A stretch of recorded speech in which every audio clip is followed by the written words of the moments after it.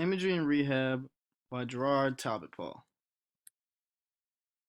Why use imagery? The purpose of imagery is to maintain focus, positivity, motivation during rehab.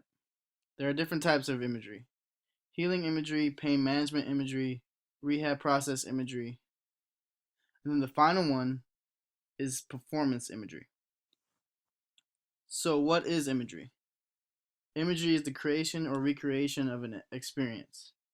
This is under the control of the imager or the patient or athlete, whoever you're working with, and this may occur in the absence of a real stimulus but is associated with the actual experience. So, healing imagery. Healing imagery is visualization of the internal processes and anatomical physical healing that takes place. What's key is the education on the healing process and then the athlete's time commitment to make it successful. Pain management imagery. This is used to assist injured athletes with better coping with pain and to alleviate pain. This helps the athlete visualize themselves free of pain, for example, like laying in the grass and pretending that they're free of pain. Rehab process imagery. The purpose of this is to help the athlete maintain or regain focus and to cope with the challenges and setbacks of rehab. There's two functions: to instruct the athlete and help them complete specific tasks and to motivate them. Now, performance imagery also has two functions, and the purpose is to help injured athletes get back to play and for improvement of confidence. And the functions are to instruct them to rehearse sport specific skills and to motivate them to successful injury free rehab and return to play. Motor imagery. Motor imagery is often defined as mental representation of an action without any body movement.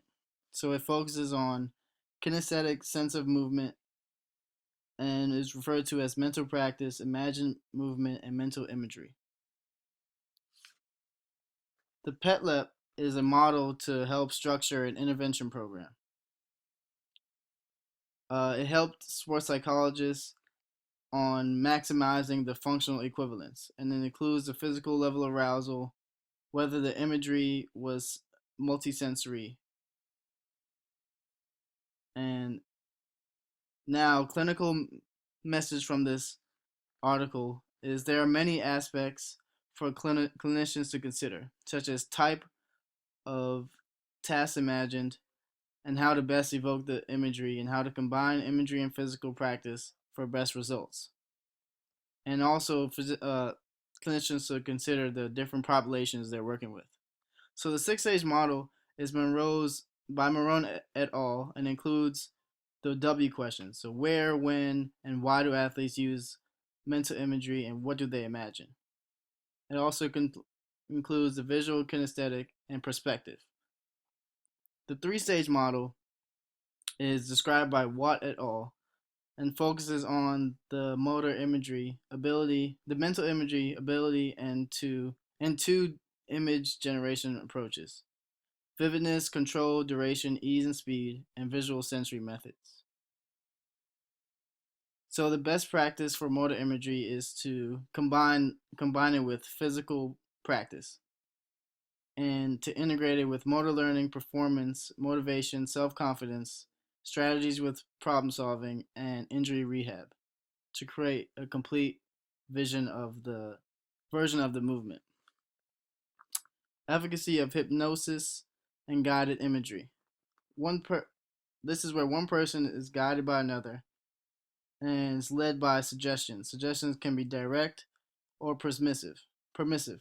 Both techniques aim to promote changes in subjective experience, alteration in perception, sensation, and emotion. What you can take from this is the use of hypnosis with mental imagery could be useful for rehab. The combination of hypnosis, guided imagery was effective in relieving pain and sleep problems. So, the effectiveness of psychological intervention following sport injury. Imagining or visualizing an experience without physically completing the task increases the ability to mentally prepare for by imagining successful completion. The imagery process. So you teach your athlete to imagine a scenario directly or indirectly related to injury recovery. Now you prompt them to imagine the process they embark on, all their emotions that they may experience, and also the successful completion of the return to sport.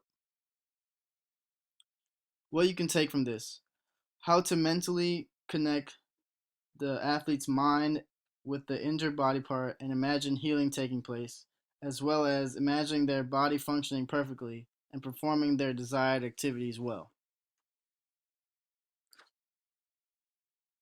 So, proprioception and mental imagery combo.